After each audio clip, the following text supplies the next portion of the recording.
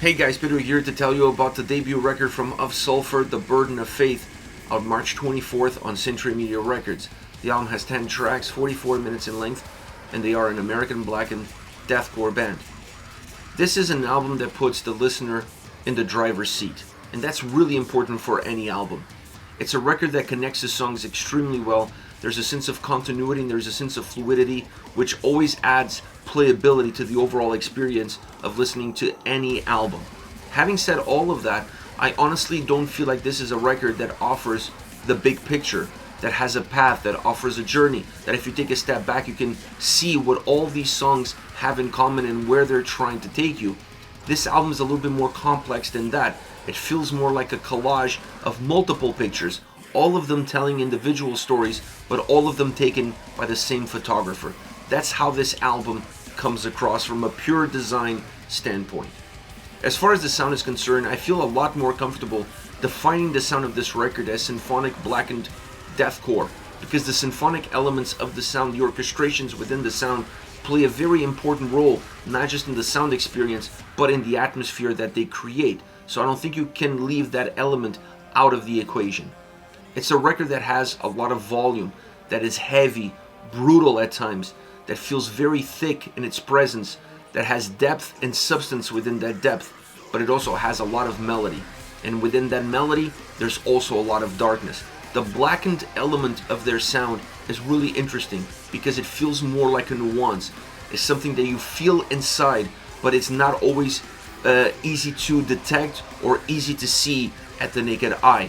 And that is an interesting element because it adds value to how the record moves, it adds value to the sound of the record, it makes the album overall a little bit more rich as far as that experience that you're going to get from it. But once again, big sounding album, great production behind this album because you're able to interact or bring to the table a lot of different elements, able to bring them not only together but make them work as one, but still give the listener the ability to see what each and every single one of them is doing in an individual basis. You can look at the orchestrations, you can see the impact that they add to that darkness, to those blackened elements, to the atmosphere of the songs. The mood of the songs a lot of times are defined by those orchestrations. Then you can listen to the drums and see how heavy they are, the depth, how much they ground this album. A lot of the heaviness of the record starts with the drums. They are the set point, they are the catalyst that forces that heaviness forward and sometimes turning that heaviness into brutality. But great drum sound from beginning to end, super consistent throughout the entire record, and allowing the album to always feel connected within itself, even though the songs might have slightly different experiences from one to the next. And then obviously you have the guitars. The melodic side of the guitars may go understated as far as listeners are concerned, because this is such a heavy sounding record that the heaviness of the guitars, how much they push forward, is always going to be one of the key dominating factors of the experience. But the melodic side cannot be underestimated. You're obviously going to get a lot of melody out of the orchestrations, but the guitar melodies that this album offers are super interesting because once again they add darkness, they add a little bit of a somber vibe to some of the songs, really making you feel more connected with the lyrical content, or allowing the lyrical content to jump into the forefront and become more visible, more noticeable, more palpable, allowing the overall experience to be more organic.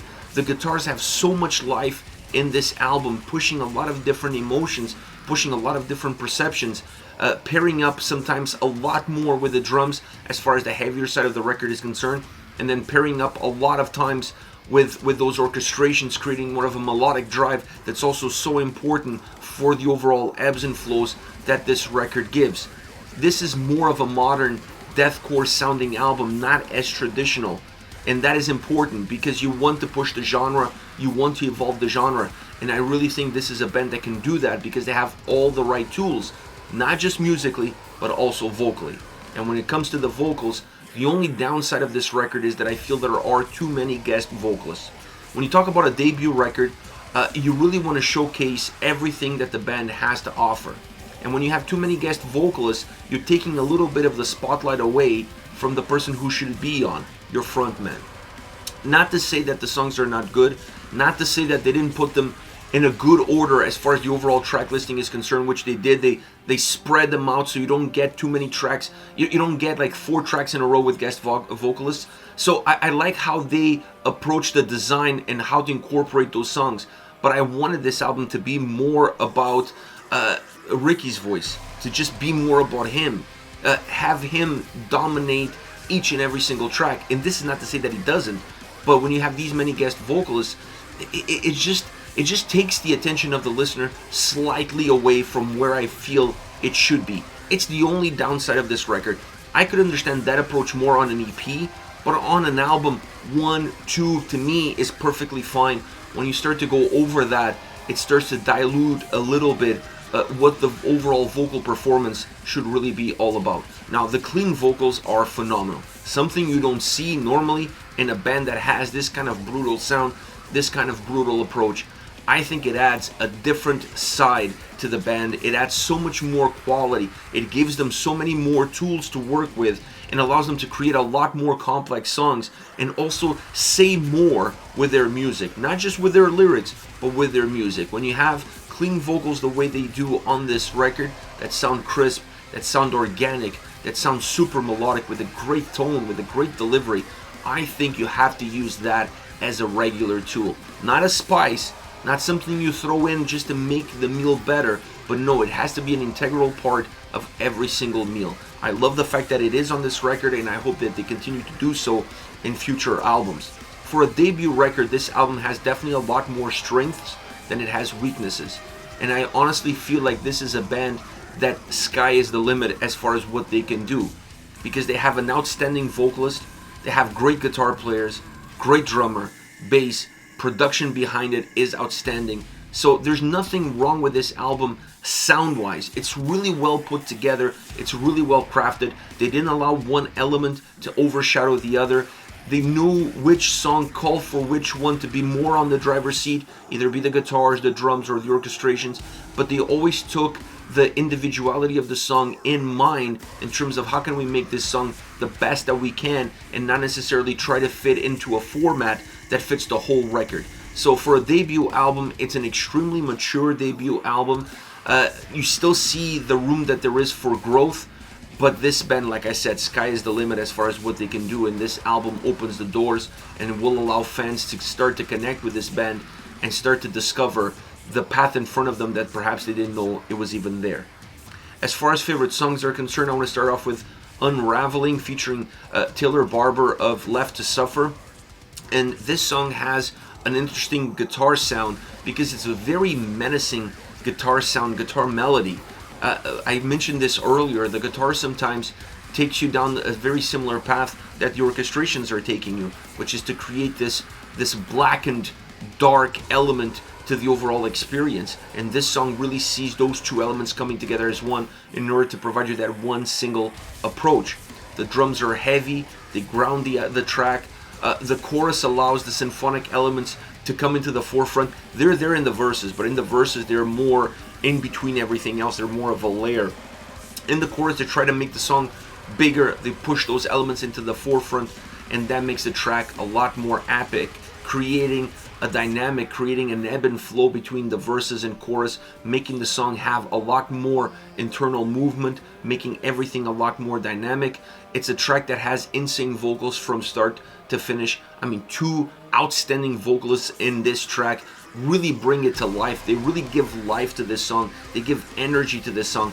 And then the guitar solo, it becomes the icing on the cake of a song that felt like it had tons of power, tons of energy, very melodic at the same time, and very dark. Next we have Wide Open featuring Howard Jones of Light the Torch. I was really interested to see how he would fit in this song. Are they going to use his clean vocals? Are they going to use his harsh vocals?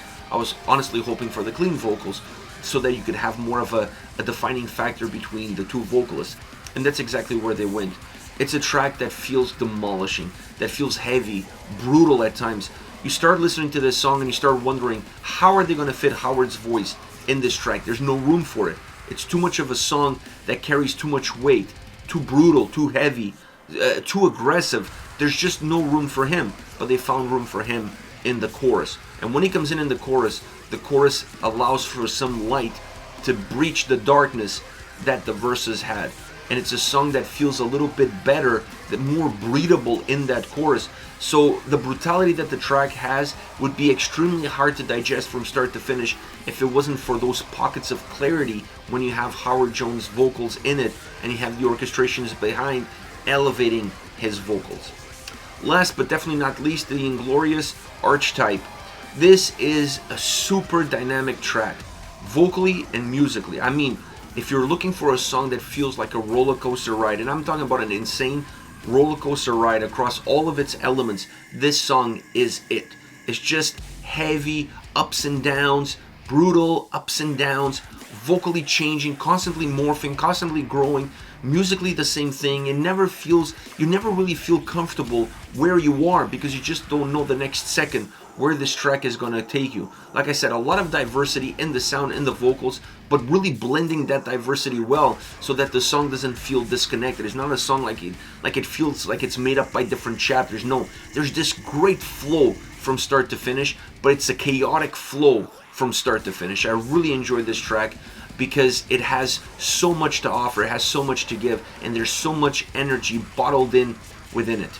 This is it, of Sulfur, The Burden of Faith, out March 24th on Century Media. Let me know your thoughts on the band, on the singles. Use the comment section below. I'll be reading those and getting back to you. Take care, guys.